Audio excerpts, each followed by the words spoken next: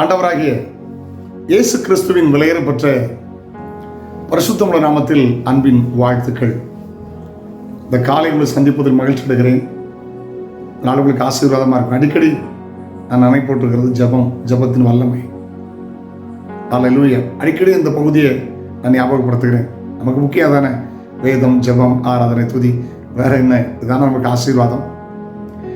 லண்டனில் விடுமுறை கழிக்க போன மாணவர்கள் 5 பேர் ஒரு நாள் ஞாயிற்றுக்கிழமை காலை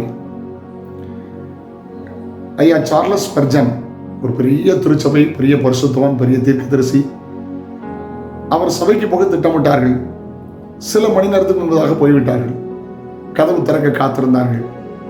ஆனால் ஒரு அன்பான மனுஷன் வந்து 5 பேரையும் கை குலுக்கி ஆலயத்தை சுற்றி பார்க்கலாமா என்று கேட்டார்.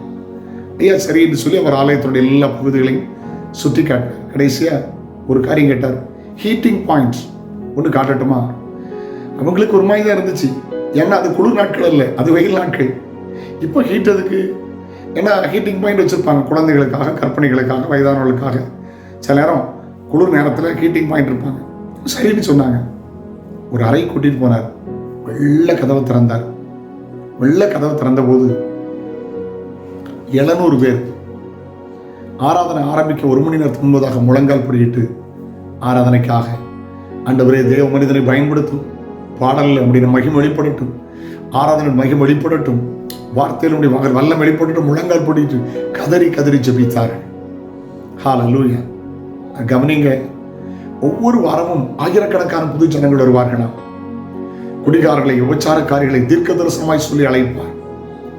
பயங்கர கிரியை இருந்தது. காரணம் என்ன தெரியுமா? அதற்கு பின்னால ஜெபம். உங்க ஊழியருக்காக ஜெபிக்கிறீங்களா? உங்க ஊழியத்துக்காக ஜெபிக்கிறீங்களா? உங்க திருச்சபைக்காக ஜெபிக்கிறீங்களா? ஹல்லேலூயா. உங்க ஊழியக்காரனை வல்லமையா பயன்படுத்துவார். அப்போஸ்தலர் 4ஆம் அதிகாரம் 30 ஆதி திருச்சபையார் அப்படித்தான் செய்தான். ஜெபம் பண்ணாங்க. பரிசுத்த பிள்ளையாக இயேசுவின் நாமத்திலே அற்புதங்களும் அடையாளங்களும் நடக்கும்படி செய்து பிணியாளிகள் குணமாக முடியும். ஊழியக்காரங்க வார்த்தையை முழு தைரியமா பிரசங்கம்னு வேண்டிட்டாங்க. அவர்கள் கூடியிருந்த இடம் அசைந்தது. ஹல்லேலூயா. தீர்மானம் பண்ணுங்க.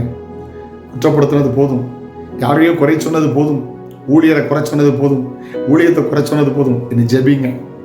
ஹல்லேலூயா. மோசே யுத்தம் செய்ய எழுப்பி நின்ற போது ஒரு பக்கத்தில் ஊரும் இன்னொரு பக்கத்தில் ஆர்வனும் தாங்கினது போல ஜெபத்தில் தாங்குங்க. ஊழியரை வல்லமையா பயன்படுத்துவார். உங்க ஊழியரை தீர்க்கதரிசியா மாற்றுவார். உங்க ஊழியரை வல்லமையான அப்போஸ்தலனாய் மாற்றுவார். பவுல் பிரசங்கித்த போது சப்பானி நடந்தது போல, பேதுரு பிரசங்கித்த போது ஜனங்கள் அபிஷேகம் பெற்று அந்நிய பாஷையில் பேசினது போல இன்றைக்கும் ஊழியரை பயன்படுத்துவார். ஹல்லேலூயா. ஜெபியுங்கள், ஜெயம் பெறுங்கள். நம்முடைய திருச்சபை மூலமாய் தேசத்தில் பெரிய எழுப்புதலை கர்த்தர் தருவார். ஜெபிக்க மறந்து விடாதீர்கள். கர்த்தர் உங்களை ஆசீர்வதிப்பார். ஜெபிக்கலாமா? பரலோக பிதாவே, பரிசுத்த பிள்ளையாக இயேசு கிறிஸ்துவின் நாமத்தில் ஜெபிக்கிறோம். ஆதி திருச்சபை ஜெபத்தில் வளர்ந்தது. ஆதி திருச்சபை ஜெபத்தில் உயர்ந்தது, சிறந்தது. அப்படிப்பட்டவர்களாய் எங்களை மாற்றும். ஜெபாவி எங்களுக்கு தாரும். ஊழியத்துக்காய், ஊழியர்களுக்காய் பாரத்தோடு ஜெபிக்க 5 விதமான ஊழியர்களுக்கும் ஜெபிக்கிற கிருபைகள் எங்களுக்கு தாரும். ஆண்டவரே உமக்கு நன்றி. ஆசீர்வதியும். அப்படிப்பட்ட நாட்களாய் மாறட்டும். மீட்பெரும் இரட்சகருமான இயேசு கிறிஸ்துவின் நாமத்தில் ஜெபம் கேளும் ஜீவனுள்ள பிதாவே, ஆமென். நாளை உங்களை சந்திக்கிறேன். அது ஒரு ஆண்டோட கிருபை உங்களை தாங்குவதாக. God bless you. Have a nice day.